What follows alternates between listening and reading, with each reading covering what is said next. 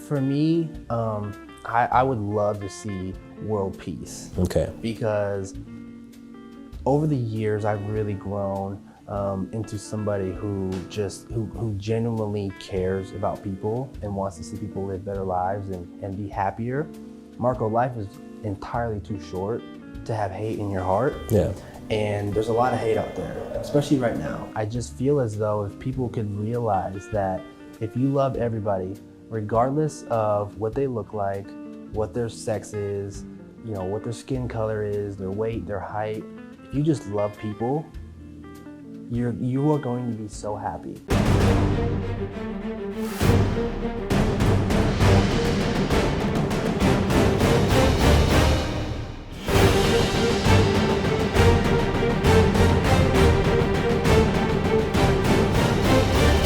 Hello, this is Marco Rock.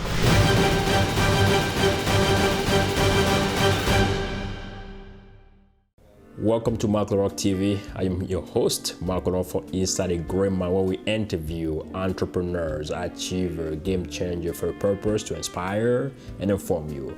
Today on episode 67, I got my friend Kail Walker on the show. Thank you, my friend, for joining me. Thank you for having me, Marco. It's a Pleasure to have you, yeah. So tell us who's Kail Walker. So I am originally from Omaha, grew up here, been here pretty much my whole life. I went to college, played a little sports in college. You said a little sports? I played football, I'd say. I played football in college, and at first I was in exercise science, so graduated from there, and first I did really well in sports, and didn't think I had. Didn't want to go to the next level. I was kind of done after college playing football. What was your goal with that? I mean, when you majoring, taking that path, and did you want focus, move into in the sports field? That was your goal?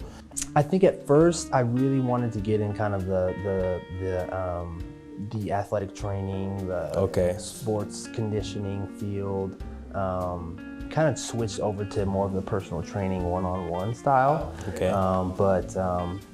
After I graduated, I did the personal training thing for a couple years, and I just realized I have a passion for fitness, health and fitness, but teaching it wasn't my passion. Okay. So I got out of that, and I started working at a company called Eat Fit Go here in Omaha. They have one right across the street over here, and that's kind of what started my sales career at that point. And after Eat Fit Go didn't work out, decided to get into real estate. So now I'm a real estate agent here in Omaha. I work with my mom, who's been doing it for 23 years now. Okay.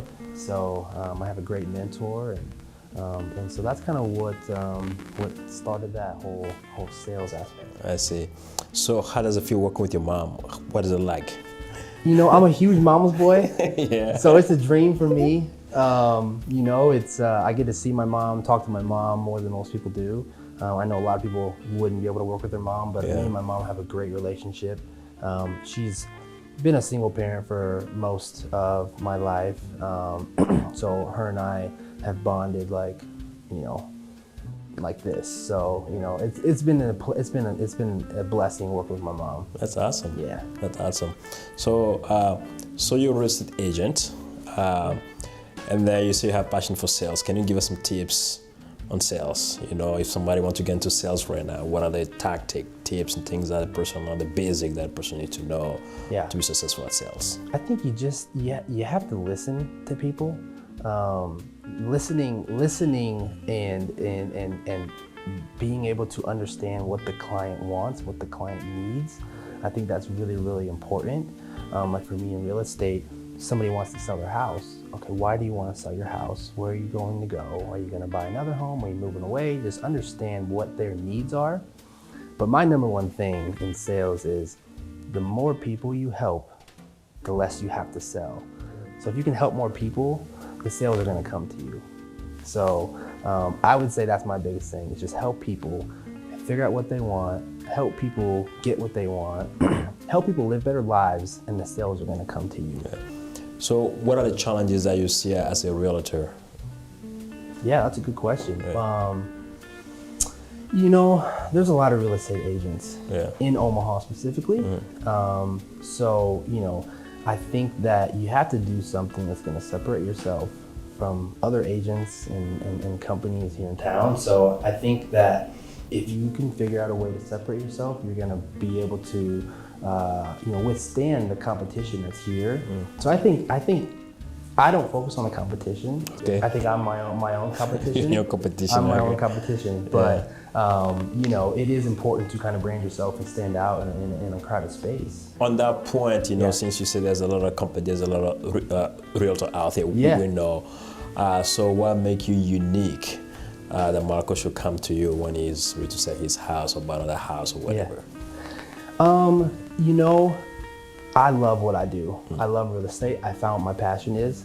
I don't take vacations. Okay. No vacations for me. Yeah. I work, you know, if you're my client, I work for you. You can call me, you can text me 24 hours a day. I am here for you. I don't get annoyed if you text me, call me at 10 o'clock at night, because I'm passionate about what I do. And not only that though, is I have a really strong, I'm very passionate about social media. Social media is a big thing for me. So if you want to sell your house, I'm going to put it in front of a lot of eyeballs, and I'm going to market it, and I'm going to do what I have to do to get the job done. But not only that, is I have a team behind me as well. You know, I have a team I have 24 years experience behind me. And so we do what we have to do to get the job done. Awesome. So you're also the co-founder of Rise Omaha. Yes. All right. Can you tell me about that organization? What does it entail to? Yeah. So Rise Omaha, you know, it started back when I was living in Kansas City. eFitGo wasn't working out for me, and I knew I was coming back to Omaha to get into real estate.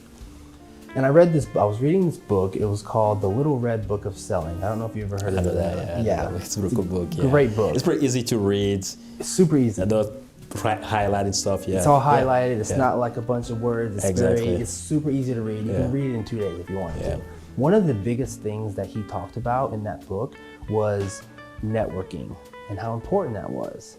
And so I said, okay, well, I'm going to go back to Omaha and I'm going to network. And so I'm all about separating yourself from others.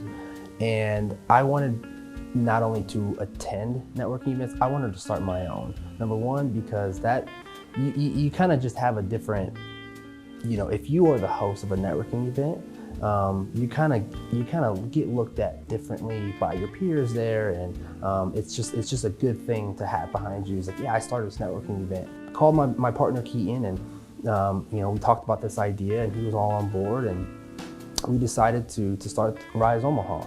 And so our focus is we are the premier networking event in Omaha. So we're fun, it's exciting. It's very hand-selected individuals. It's not open to the public, you know. We're all about quality over quantity. We don't want numbers. I mean, I can attest that when we met the first time, you know, at a networking event with your group, you know, and I see you guys looking very sharp and professional, so yeah. Yes, absolutely. And that's what it is. You come to our events, everyone's dressed nicely, there's a red carpet, there's a videographer, cameras, you know. Another thing that we like to focus on is we're going to have guest speakers. So you're very well associated with Van Deeb. So he was our guest speaker on our at our second event. But we're all about the community as well. We want to get back to the people here in Omaha, because there's a lot of talent in Omaha. A lot of people doing really amazing things.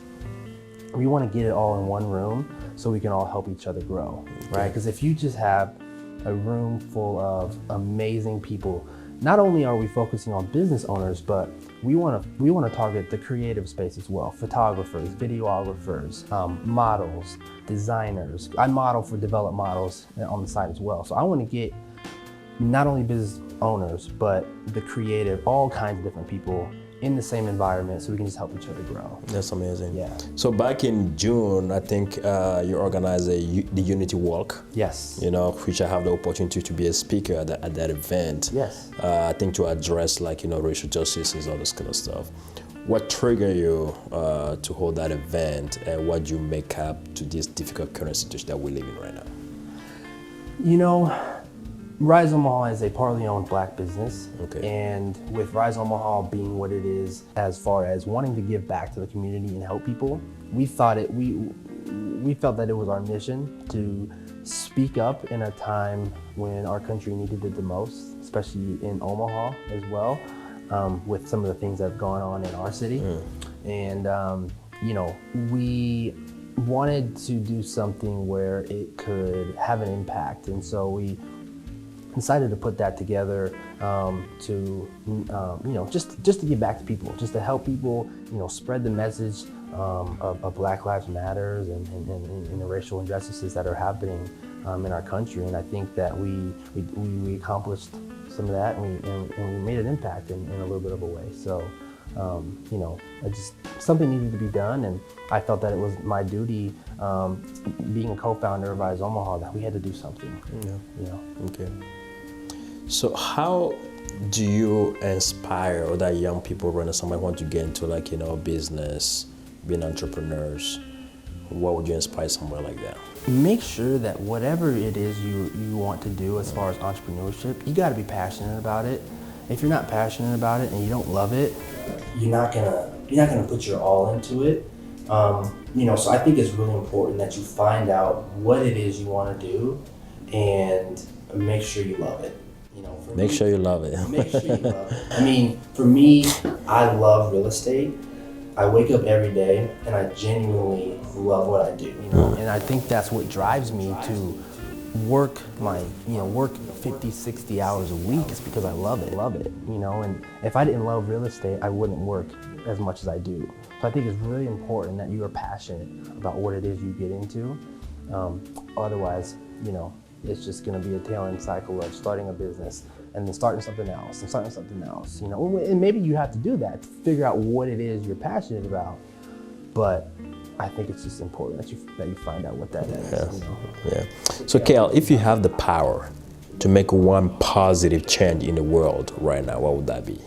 For me, I would love to see world peace. Okay. Because over the years, I've really grown into somebody who genuinely cares about people and wants to see people live better lives and be happier.